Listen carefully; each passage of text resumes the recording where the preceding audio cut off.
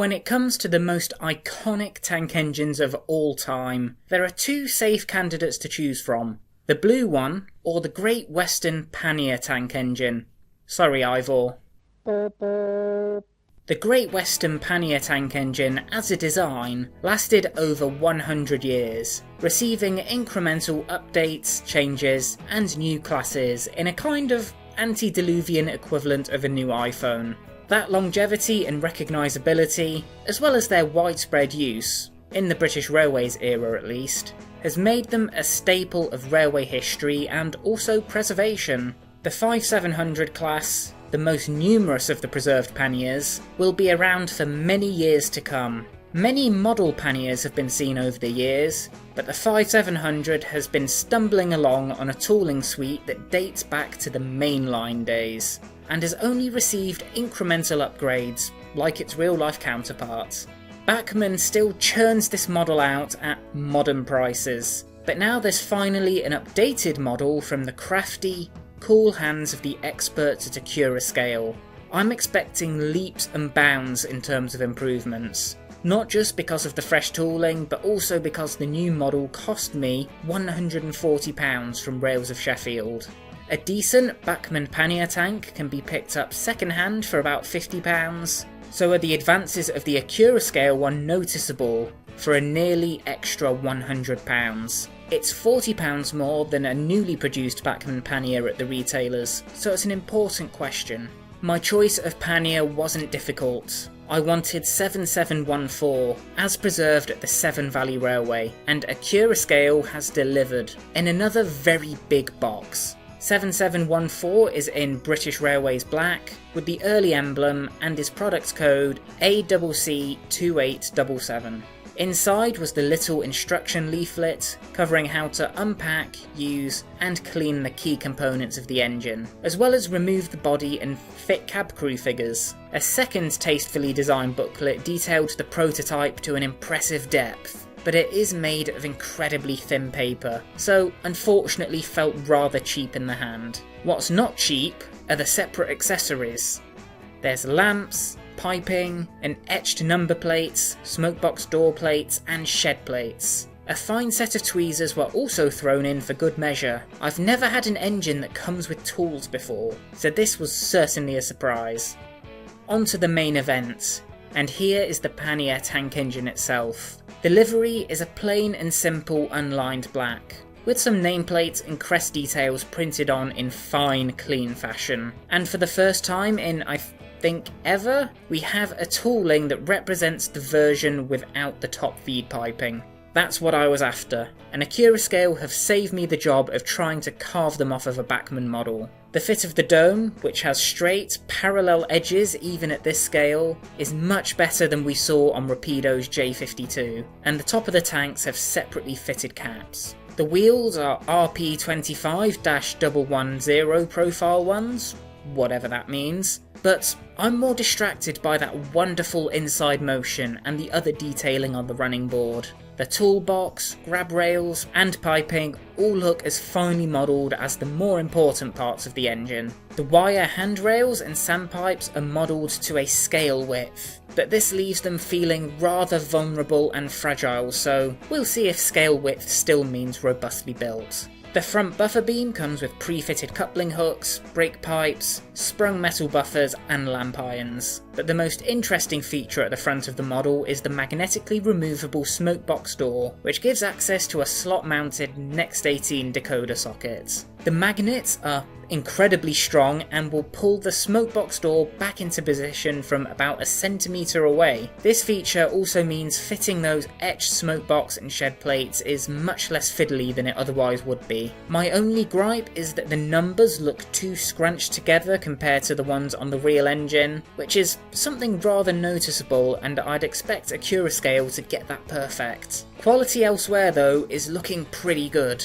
The chassis is die-cast metal with pickups to all wheels. though I've heard of examples where not all of these have been in contact straight out of the box, so we'll see if that happens here. The pickups transfer power to a high quality coreless motor and flywheel hidden inside the boiler. A closer look at the wheels reveals aligned brake blocks and factory fitted brake rigging. Friction from contacting brake blocks is another potential niggle of trying to attempt such perfect detail, so again I'll keep an eye out for that. The cab detail is meticulously crafted, painted and detailed with a combination of moulded and separate parts, I think. And the roof ventilator is also functional. The back of the coal bunker features steps, handrails and lamp irons all in perfect alignment, and separately fitted window grills above.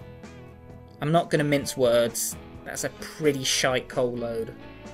Yeah.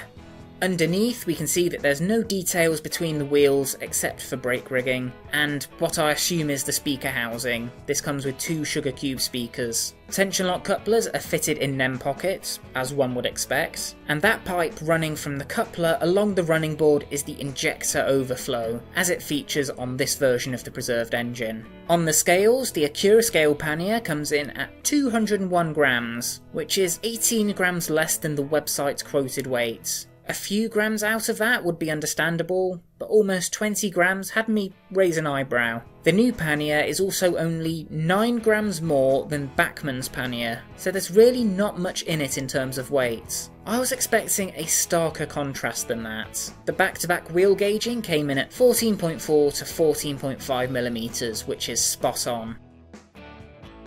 So this is a wonderfully crafted and designed model, without so much as a hiccup in its construction, from what I've seen so far. Is this going to be the best tank engine of the year? That depends on how it runs on the track, so let's find out.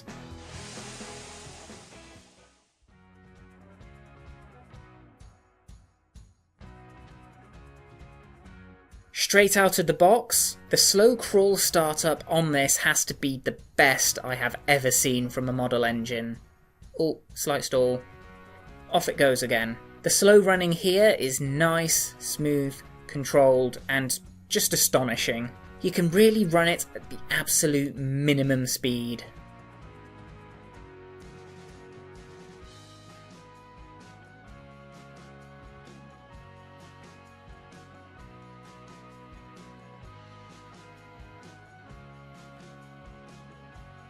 Upping the power injects some more juice, and the pannier can saunter along and really pick up pace. It runs superbly at every speed.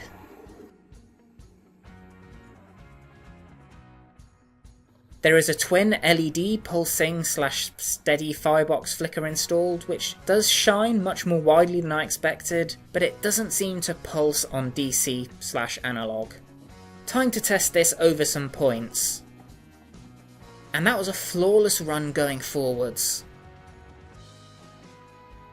Going backwards, the pannier bests my J13 with absolutely no hiccups.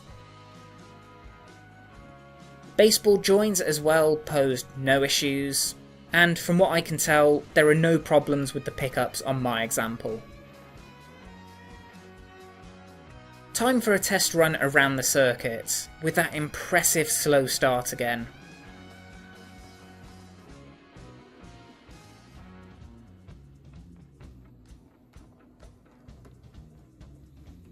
The first crossing and curved board join didn't flummox the pannier at all. It strolls along towards Deltic Pass where Sahandel is chilling. God, this thing can really run slowly.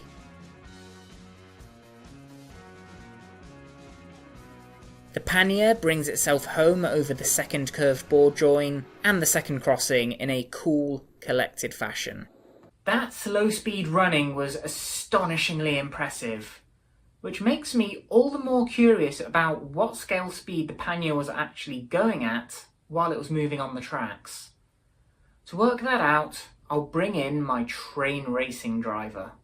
Some say that he was barred from the Licky Incline after a supposed tongue-on-rail incident, whatever that means, and that his favourite train movie is Chattanooga Choo Choo. All we know is he's called the Grunt. There he is, squeezed into a cab with a very agreeable set of controls. Whether he uses them appropriately is something we'll be treated to momentarily.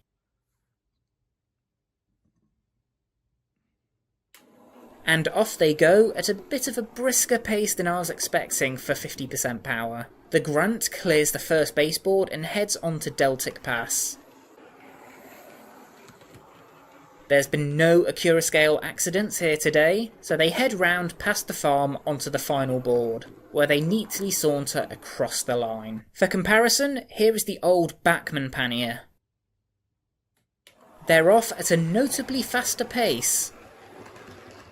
They've already cleared the first board as well and shot back down along Deltic Pass. Coming back round, they cross the road and the points again to bring it home across the line. The Accurascale Pannier did the lap in 21.69 seconds, which is a scale speed of 46.5 miles an hour. Again, for contrast, the Bachmann Pannier did the lap in 18.23 seconds, which is a scale speed of 55.3 miles an hour. That's a 9 mile an hour difference, making the Accurascale the slightly better geared model of the two. It's right there just above the Rapido J13, which I actually thought was going to be the faster of the two. A bit surprising. Bachmann's Pannier was running at the upper limit of the real engine's maximum speed. So Accurascale's Pannier, while still a tad fast, is better suited for scale speed running. Given how slow this thing can go, I doubt anyone's going to be racing them like I was. Where the Accurascale Pannier really blossoms is with the shunting and the crawling ability. That is second to none in my opinion.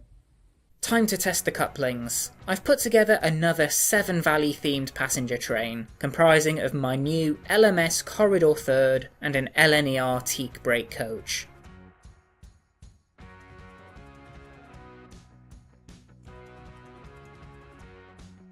That has got to be the smoothest, most controlled and realistic coupling I've ever been able to achieve. The fine dexterity of Accurascale's Pannier is just mind-blowing. Time for the train to depart. If you've not guessed it yet, I am gobsmacked by how good a runner this engine is. It is doing everything I have asked of it to the highest standard. I cannot wait to see what Accurascale has in store for their future steam locomotive announcements, if this is what we can expect.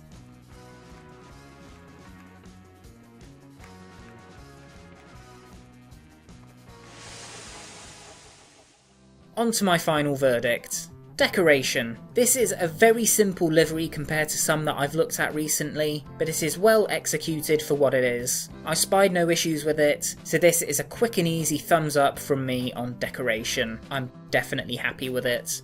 Details and features. This is packed with very fine details all over, with even the more subtle ones carefully crafted for accurate scaling. Ha. There's features included where sensible as well, and yet more details are included in the accessory bags. I can't think of anything else I think this should have come with, except maybe crew figures. I actually bought this one because it was lacking a key feature in a way existing models didn't represent, that top feed. I'm definitely happy with this as it came. Quality. All round, this was good too. It has a die-cast chassis, coreless motor, flywheel, and an incremental increase in weight over the Bachmann model. Nothing stuck out to me as misaligned and there were no loose parts when it arrived. Quality then was spot on. It scores point number 3. Performance. There's no other way to put this. It is the best performing engine I have ever seen. The slow start, ability to crawl, consistency at low speeds, and reasonable gearing were phenomenally impressive. Insel frog point work was traversed expertly, as were the baseboard joins. This is where I expected there to be the least difference compared to the Bachmann offering, but I've encountered the opposite situation. Top marks for performance from me. And finally, onto price. I've already mentioned how the pricing differs from the Bachmann offering, so how do I feel about it now? I must say, despite my initial skepticism, the quality of what's been delivered, coupled with the abundance of details, extras, and the benchmark setting performance have won me over. The extra money spent on getting the Accurascale Pannier over the Bachmann one is clear and worth it. This new model has justified its existence and its pricing. I don't give my price point away very easily on most occasions, but here it is well and truly earned. So that's an overall score of 5 out of 5, making this an essential tank engine for any layout, Great Western or otherwise. It will do whatever is required of it reliably and look the part as well. Unfortunately, they are out of stock almost everywhere, but Accurascale has soft confirmed future batches are in the works, so more will be coming in time. I've made clear what I think of this model, but let me know your thoughts down below. This is the engine I'm going to be comparing all my new future models to in terms of performance, so this Pannier has left some big boots to fill. I've one more review to finish for this year, you can probably guess what it is, so until next time, thanks very much for watching and I'll see you again soon. Take care.